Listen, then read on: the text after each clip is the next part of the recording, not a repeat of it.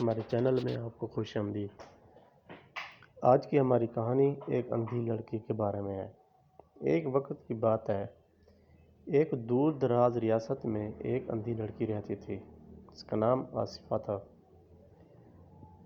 آصفہ بہت خوبصورت تھی، لیکن اسے اپنی بینائی نہ ہونے کی وجہ سے دنیا کی رنگینیوں کا علم نہیں تھا۔ اس کے باوجود اس کا دل سچا اور مہربان تھا، اور وہ اپنے گاؤں کے لوگوں کی مدد کرتی تھی۔ ایک دن ایک شہزادہ جس کا نام ارمان تھا، شکار کے دوران اس گاؤں میں آیا۔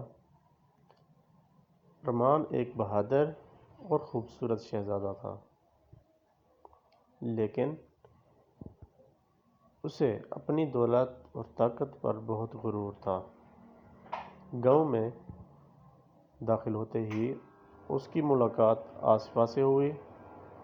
آصفہ کی سادگی اور خوش اخلاقی نے ارمان کے دل کو متاثر کیا، حالانکہ وہ اسے دیکھ نہیں سکتی تھی۔ ارمان نے اس سے بات چیت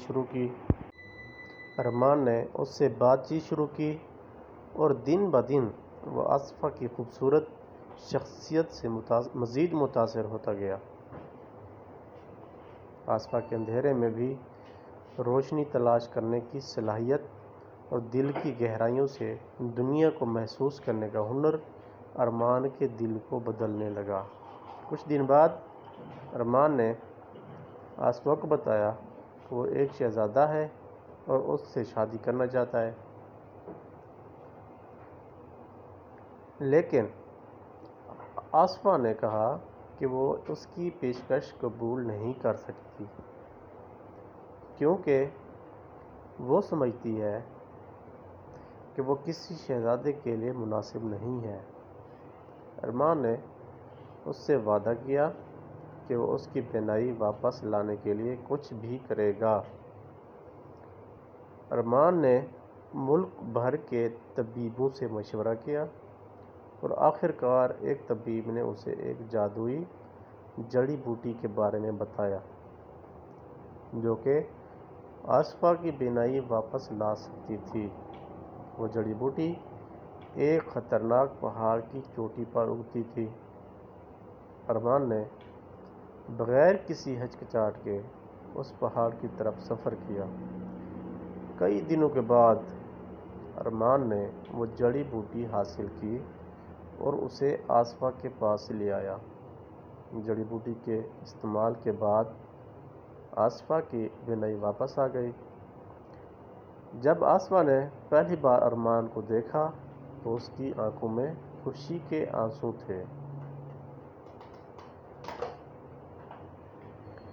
آصفہ نے ارمان کی محبت اور قربانی کو سمجھا اور اس کی شادی کی پیشکش قبول کر لی۔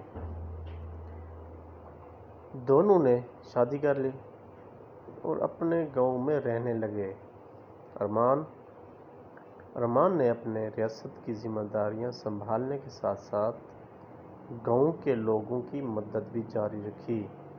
آصفہ اور ارمان کی محبت کی کہانی نسل در نسل بیان کی جاتی رہی اور وہ دونوں ہمیشہ خوشی اور محبت سے بھرپور زندگی گزارتے رہے۔ دوستو، امید کرتے ہیں آپ کو یہ کہانی بہت اچھی لگی ہوگی۔ اللہ حافظ۔